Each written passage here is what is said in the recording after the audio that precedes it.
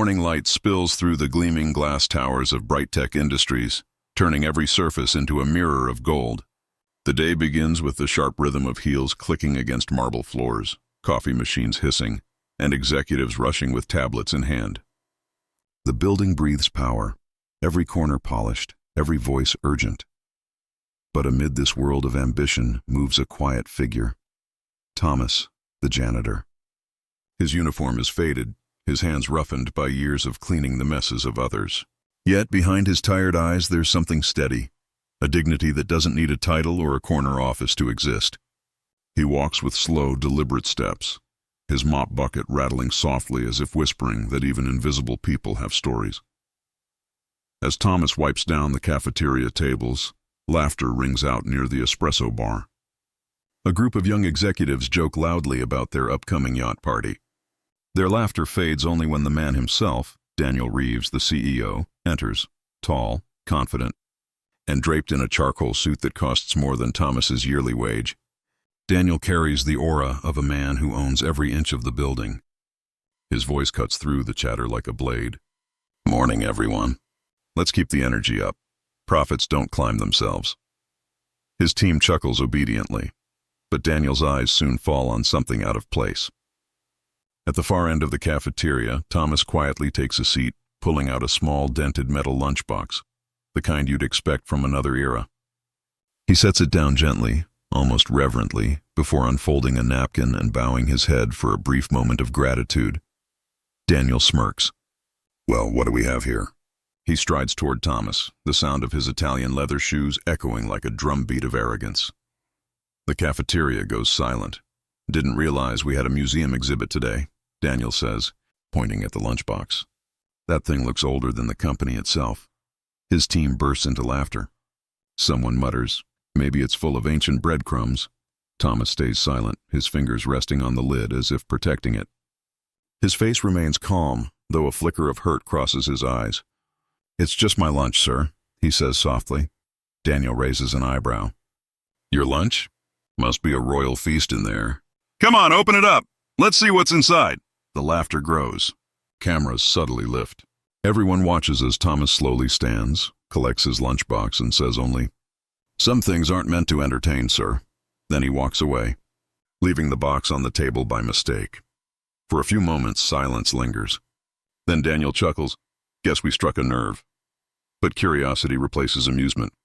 His pride wants to know what could be so special that the janitor would walk away like that. "Let's find out," Daniel says.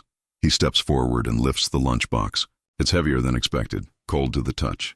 He unclips the rusted metal latch, the sound echoing sharply through the room. The lid creaks open. At first he sees what he expected, a small portion of rice, some curry packed neatly in old containers. But then his hand freezes. Beneath the meal, there's a folded note and a photograph, tucked carefully under the lid. Daniel pulls them out. The laughter around him fades into uneasy silence. The photo shows a little girl, maybe 6 years old, lying in a hospital bed. Tubes run across her small hands, yet her face glows with the faintest smile. The note beside it is written in a child's uneven handwriting. Daniel's eyes move across the words, slowly. "To my brave father. Thank you for working late so I can live another day. I packed your favorite lunch today. Don't forget to smile while you eat it." His lips part, but no sound comes out. The cafeteria, once filled with laughter, is now silent. Everyone watches as the confident CEO stands motionless, holding a piece of paper that suddenly weighs more than gold. Thomas's voice echoes in his mind. "Some things aren't meant to entertain."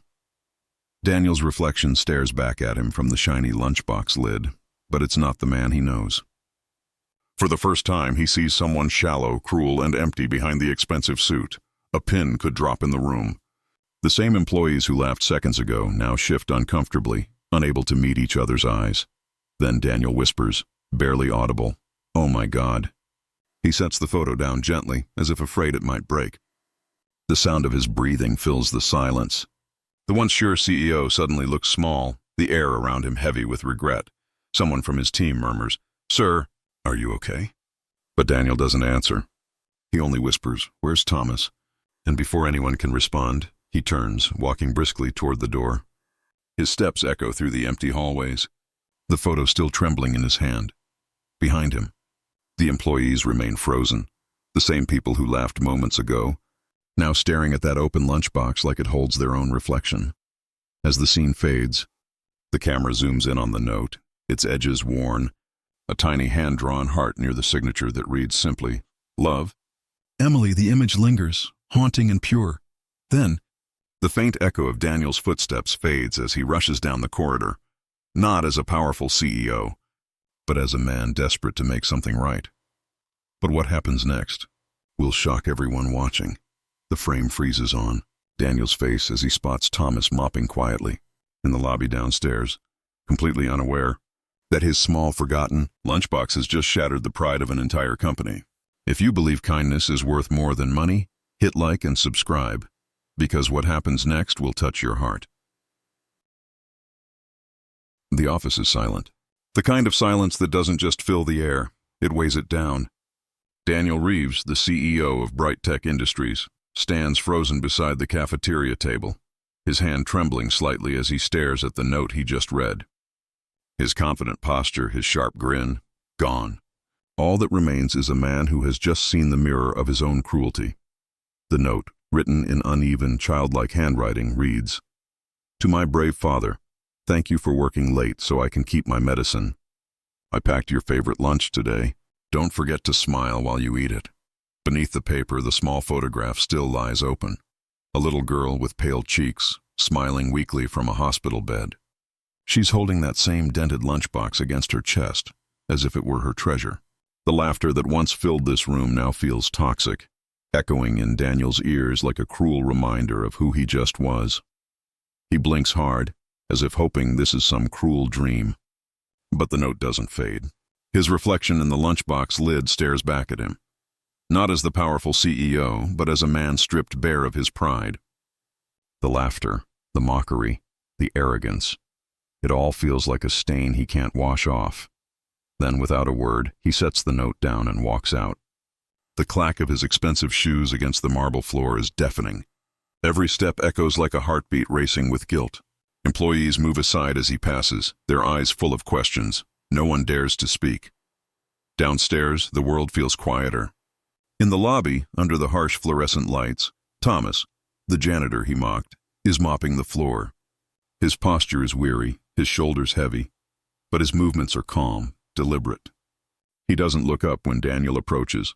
For a moment, Daniel just stands there, words caught in his throat. His voice finally breaks the silence. "Thomas," he says softly, "I opened your lunchbox." The mop stops mid-swipe. Slowly, Thomas turns it, not angry, not bitter, just tired. His eyes meet Daniel's, and in them there's something the CEO hasn't seen in a long time. Quiet strength. "I shouldn't have," Daniel continues, his tone shaking. "I didn't know. I thought." He can't finish. The man who leads hundreds of employees can't find the words to apologize to one. Thomas wipes his hands on his uniform, his voice steady but low. "That's all right, sir. You just saw my lunch, not my life." Those words slice deeper than any insult ever could. Around them, the lobby falls still. Even the sound of distant phones and footsteps fades into silence. Daniel stands there, defeated, watching as Thomas picks up his mop again and returns to work, his quiet dignity filling the room like light in darkness. That night, Daniel doesn't sleep. He sits in his office, the city glowing outside his window, the note lying on his desk. The words replay in his head. "You just saw my lunch, not my life." He looks at his reflection in the glass, the designer suit, the expensive watch, the man who mocked another's struggle, and feels disgusted. For the first time, he realizes how blind success has made him. But what happens next surprises even himself. The next morning, Bright Tech's employees gather in the main hall for an emergency meeting. The buzz is thick with rumors. Is someone getting fired? Did something happen to the CEO? Then, Daniel steps onto the stage, holding the same dented lunchbox in his hands. The chatter dies instantly. He takes a deep breath. "Yesterday," he begins, "I did something I'm not proud of. I mocked a man's lunch, without understanding the story behind it." His voice shakes slightly, but he continues. "This box doesn't just hold food. It holds love, sacrifice, and courage that many of us can't even imagine." He opens the lunchbox on the podium, revealing the note and the photo. Gasps ripple through the room. Some employees lower their heads, ashamed. Others cover their mouths. A few quietly wipe their eyes. Daniel looks directly at Thomas, who stands in the back, uncomfortable with the attention. "Thomas," he says, voice breaking, "I owe you and your daughter more than an apology.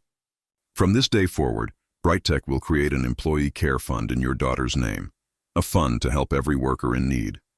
Because no one who helps build this company should ever feel invisible." For a moment, silence. Then per applause. It starts quietly from one person, then another, until the entire hall erupts. But Thomas doesn't beam or bow. He simply nods, a tear slipping down his cheek, not from pride, but from relief. Relief that his struggle for once meant something. Daniel steps down from the stage, handing him the lunchbox. Their eyes meet again. This time, not as employer and janitor, but as two fathers, two humans, who finally understand one another. Later that evening, Thomas rides home on the city bus, the sunset glowing through the window.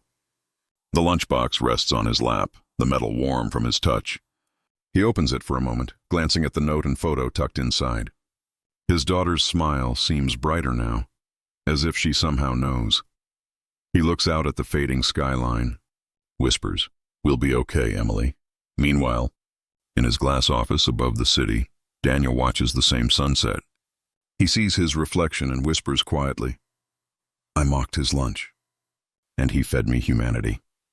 The camera pans to the lunchbox on Thomas's lap, the golden light glinting off its old metal surface, a silent symbol of love, sacrifice, and redemption, because sometimes the smallest things carry the greatest lessons.